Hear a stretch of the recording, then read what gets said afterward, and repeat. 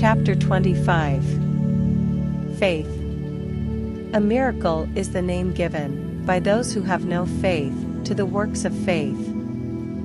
Faith is the substance of things hoped for, the evidence of things not seen. Hebrews 11 verse 1. The very reason for the law of assumption is contained in this quotation. If there were not a deep-seated awareness that that which you hope for had substance and was possible of attainment, it would be impossible to assume the consciousness of being or having it. It is the fact that creation is finished and everything exists that stirs you to hope, and hope, in turn, implies expectation, and without expectation of success it would be impossible to use consciously the law of assumption. Evidence is a sign of actuality. Thus, this quotation means that faith is the awareness of the reality of that which you assume, a conviction of the reality of things which you do not see, the mental perception of the reality of the invisible. Consequently, it is obvious that a lack of faith means disbelief in the existence of that which you desire. Inasmuch as that which you experience is the faithful reproduction of your state of consciousness, lack of faith will mean perpetual failure in any conscious use of the law of assumption. In all the ages of history, faith has played a major role. It permeates all the great religions of the world, it is woven all through mythology, and yet today it is almost universally misunderstood. Contrary to popular opinion, the efficacy of faith is not due to the work of any outside agency. It is from first to last an activity of your own consciousness.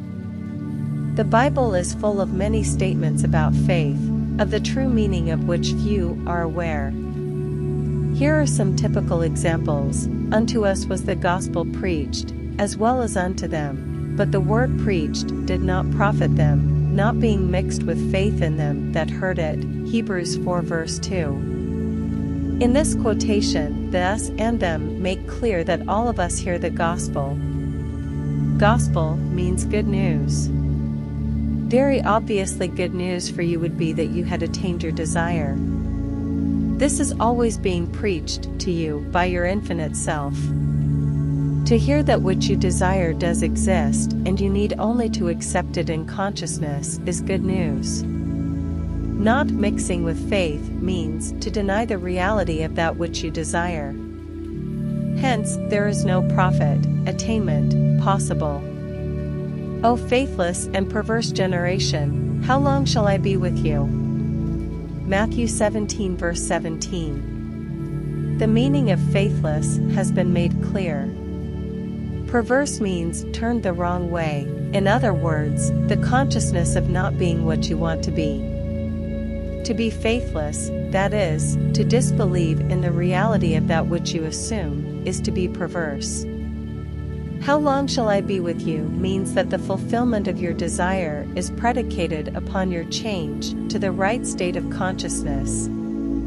It is just as though that which you desire is telling you that it will not be yours until you turn from being faithless and perverse to righteousness. As already stated, righteousness is the consciousness of already being what you want to be. By faith he forsook Egypt, not fearing the wrath of the king, for he endured, as seeing him who is invisible. Hebrews 11 verse 27.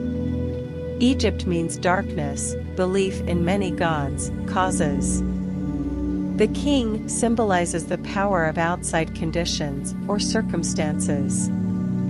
He is your concept of yourself as already being what you want to be. Enduring as seeing him who is invisible means persisting in the assumption that your desire is already fulfilled. Thus, this quotation means that by persisting in the assumption that you already are the person you want to be, you rise above all doubt, fear, and belief in the power of outside conditions or circumstances, and your world inevitably conforms to your assumption. The dictionary definitions of faith: the assent of the mind or understanding to the truth, unwavering adherence to principle. are so pertinent that they might well have been written with the law of assumption in mind. Faith does not question, faith knows.